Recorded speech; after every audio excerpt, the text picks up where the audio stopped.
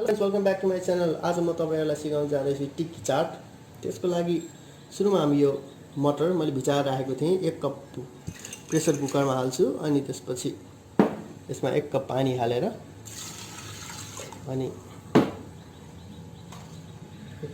आधा चम्चा सल्ट अनि हाफ टीस्पुन बेसार हालेर अब मैले यो प्रेसर कुकरमा 4 सिटी लगाउँछु। यहाँ हामीले तेल तताउन राखेको छौं। हाम्रो मटर पाकिसकेको छ। अब यहाँ मैले आधा टीस्पुन जीरा पड्काउँछु अनि 1 चम्मच प्याज,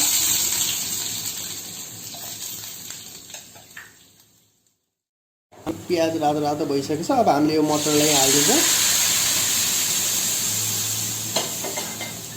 हाल्दिएर यो पकाउनु पर्दैन, जस्ट चलाएर अनि ग्यास अफ गरिदिँदा हुन्छ। मैले यहाँ 3टा आलु बोइल गरेर राखेको छु। यसबाट हामी टिक्की बनाइन्छ। यसमा सुरुमा मैले धनिया पाउडर 1 चम्चा हाल्छु अनि जीरा पाउडर 1 चम्चा हाल्छु, टीस्पुन हो। अनि त्यसपछि मैले हाल्छु सल्ट 1 टीस्पुन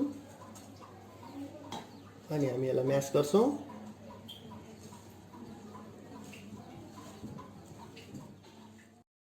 अब हामी यसमा आधा टीस्पुन बेसार हाल्छौं अनि यसलाई फेरि मुछ्छौं, मिक्स गर्छौं।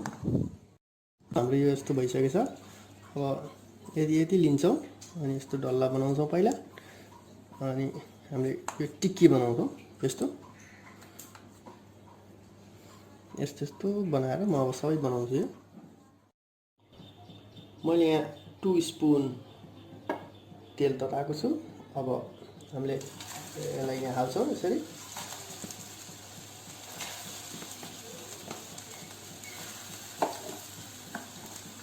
यसलाई फर्कै नहाल्नु होला, यो एकैछिन पाक्न दिनुपर्छ, तल अलि राम्रो कलर आउँछ। यसलाई मिडियम फ्लेममा 2 मिनेट जति वन साइड अनि 2 मिनेट जति वन साइड राखेर अनि निकाल्दा हुन्छ। अब यो हाम्रो भइसकेको छ। यो हेर्नु राम्रो कलर आएको। हामी यसलाई यसरी फर्काउँछौं। फर्काएर अझ 2 मिनेट जति अर्को साइड हामी पकाउँछौं मिडियम फ्लेममा। मैले यस्तो टपरी लिएको छु। यसमा यो 2 पिस राखेर थोरै म्यास गर्छु अनि त्यसपछि हामीसँग जुन हामीले बनाएको मटर थियो त्यो हाल्दिन्छौँ यसले।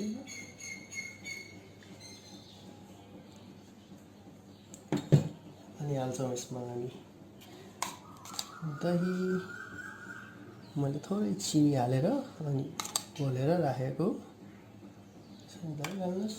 अनि हामीसँग हरियो चटनी छ, धनिया पुदिनाको चटनी हो अनि इमलीको चटनी छ।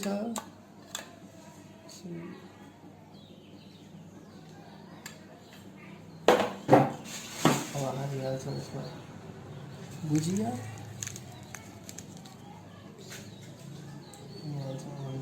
प्याज अनि हामीसँग हरियो र रातो खुर्सानी चप गरेर राखेको छ, त्यो हाल्छौँ। अनि हामी यसमा गार्निसको लागि अनार हाल्छौँ, यो एकदम राम्रो देखिन्छ। अनि हामीसँग यो स्लाइस गरेर राखेको सेउ छ, यो खाँदाखेरि मजा आउँछ। यसरी हालिदिनु होला। अनि हामी हाल्छौँ यसमा धनिया, सप गरेर राखेको धनिया।